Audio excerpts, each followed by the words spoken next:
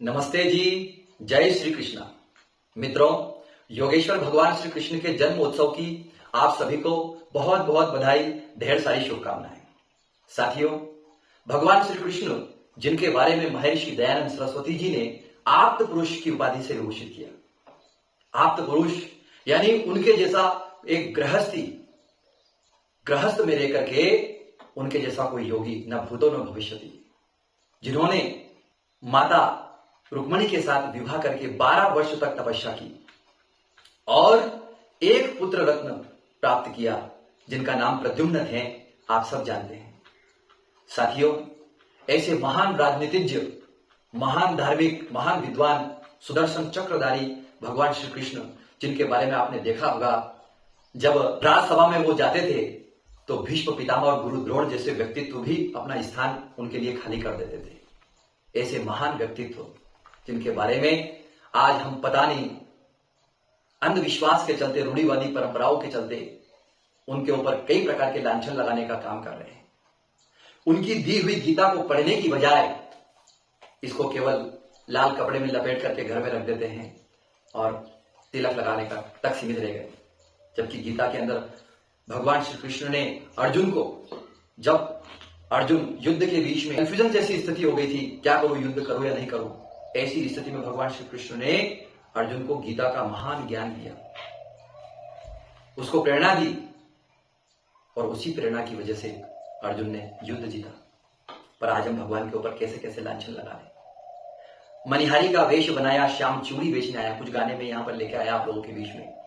उंगली मरोड़ी मेरी छल्ला तोड़ारी, यशोदा तेरे लाल ने, मोहे पनघट पर नंदलाल, छेड़ गयो रे बिरज की छोरी से, राधिका गोरी से, मैया करा दे मेरो ब्याह।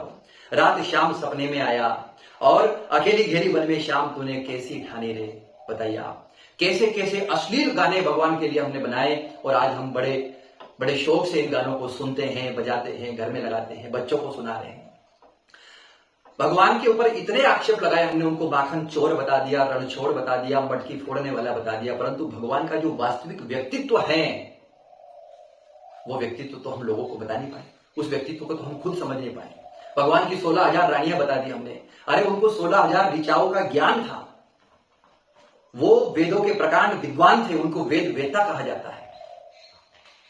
और उनके जैसा कोई योगी पैदा नहीं हुआ जो गृहस्थ में रहकर के उन्होंने पत्नीवत धर्म का पालन किया। ऐसे महान योगी, महान तपस्वी को हमने ऐसे ऐसे लांछन लगाए कि गोपियों के साथ रास रचाने वाले, राधा के संग रास रचाने वाले, कैसे कैसे अश्लील गाने बनाए। अरे जिनको हम भगवान मान रहे हैं उनके ऊपर किसी प्रकार का लांछन तो नहीं लगाए, या तो फिर भगवान ही नहीं माने। और इसी के चलते जो विधर्मी लोग हैं उनको मौका मिल जाता है हमारे ऊपर आक्षेप लगाने के, उनको मौका मिल जाता है हमारे जो नौजवान युवा है उनको बरगलाने का, जो हमारी नौजवान युवतियां हैं उनको बरगलाने का। अरे आपके भगवान तो ऐसा करते थे, आपके भगवान तो ऐसा करते थे।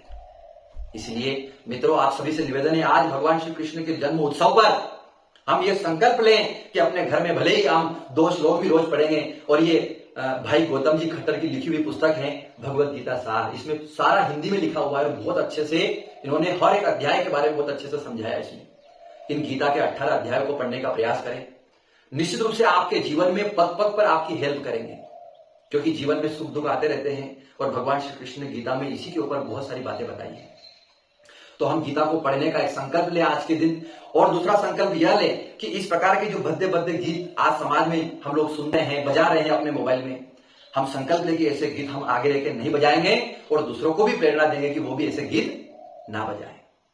तो साथियों, ऐसे अच्छे संकल्प की आज के दिन हम शुरुआत कर सकते हैं और अपने बच्चों को भी ऐसी बातें बताएं ताकि उनके जीवन में भगवान श्री कृष्ण का वास्तविक चरित्र उनके जीवन में, उनके मन मस्तिष्क में बैठे और वो वैसा ही जीवन भगवान का माने, वैसी ही उनकी आराधना और पूजा अर्चना करें।